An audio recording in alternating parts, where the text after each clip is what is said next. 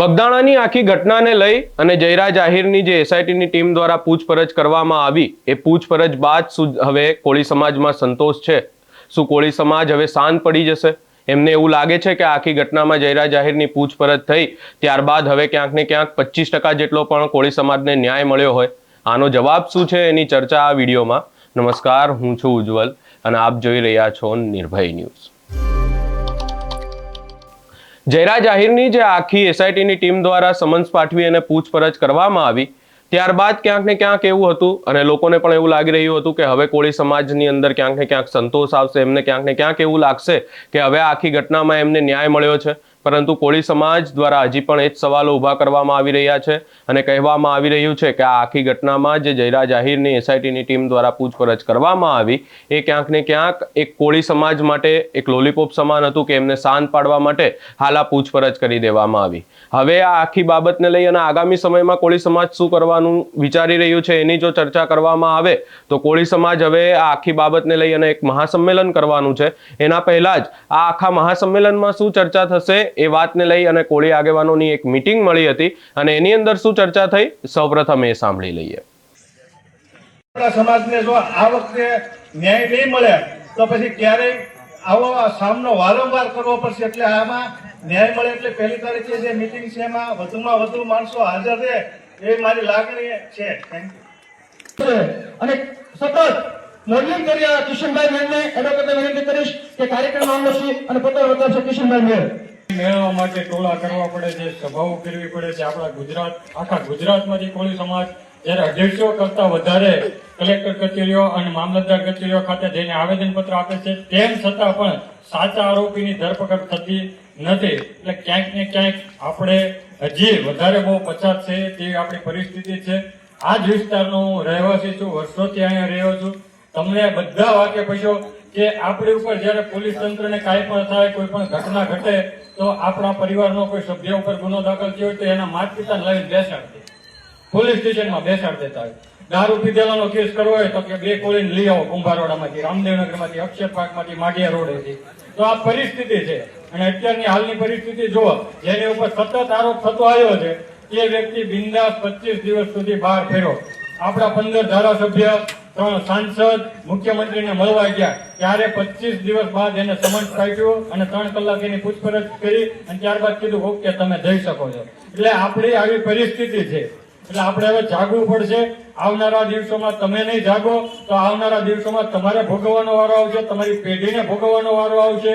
એટલે આ આવનારી 1લી તારીખે એટલે 1/2/2026 ના રોજ રવિવારે અક્ષરપાર્ક કોમન પ્લોટ ખાતે નવનીતભાઈની ઉપસ્થિતિમાં, નવનીતભાઈના અધ્યક્ષસ્થાને નવનીતભાઈ આપણી વચ્ચે આવી રહ્યા છે ન્યાયની અપેક્ષા લઈને કે ભાઈ મારો સમાજ મારી પડખે ઉભો રહે.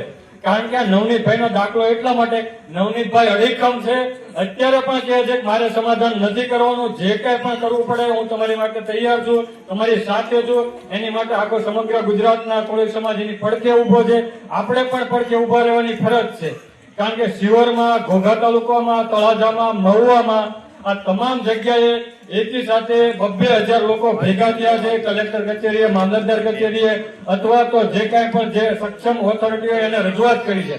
ભાવનગરે આપણે સંકલ્પ કર્યો છે, ભાવનગરના તમામ યુવાનો સંકલ્પ કર્યો છે આવનારા દિવસમાં અક્ષરપાટ ખાતે આપણે ઓછામાં ઓછા 10,000 કોળી સમાજના લોકોને ભેગા કરવાના છે અને તાકાતથી સૂર પુરાવાનો છે કે નવનીતભાઈને ન્યાય અપાવવાનો છે, અપાવવાનો છે, અપાવવાનો છે.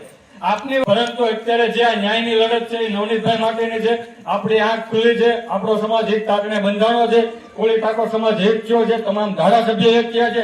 ત્યારે આપણે સૌ 1લી તારીખે સાંજે 5 કલાકે અક્ષરપાક ખાતે રવિવારે પોતપોતાનો સમય કાઢી પોતાના સગાવાલા મિત્ર જે કોઈ પણ હોય બધાને રિક્વેસ્ટ કરજો, વિનંતી કરજો કે આપણે બગદાણા સુધી નથી જઈ શક્યા પરંતુ નવનીતભાઈ જયારે અહીં આવતા હોય આપણે વચ્ચે તો ત્યારે આપણે અહીં જવું પડે અને નવનીતભાઈને સાથ આપવો પડે.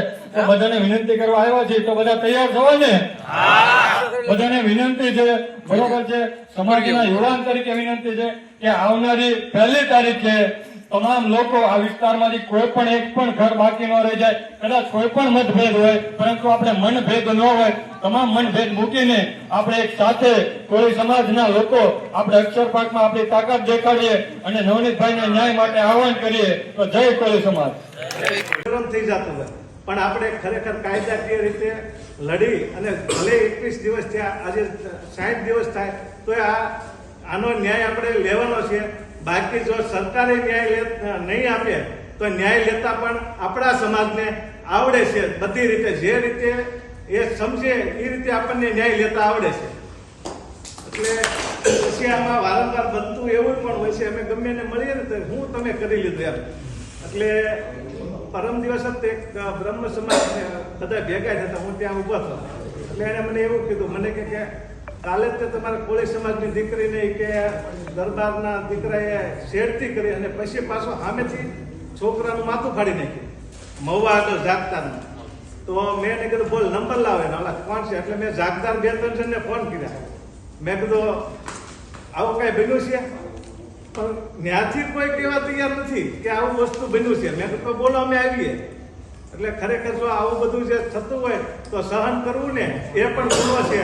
એટલે જે કાંઈ થાય એ આવે એ પહેલા વધાવી લેવાનું, આપણને કોઈ મારે એ પહેલા આપણે એને મારી લેવાનું ગમે એ હોય, પછી જે થાય એ જોઈ લઈશું.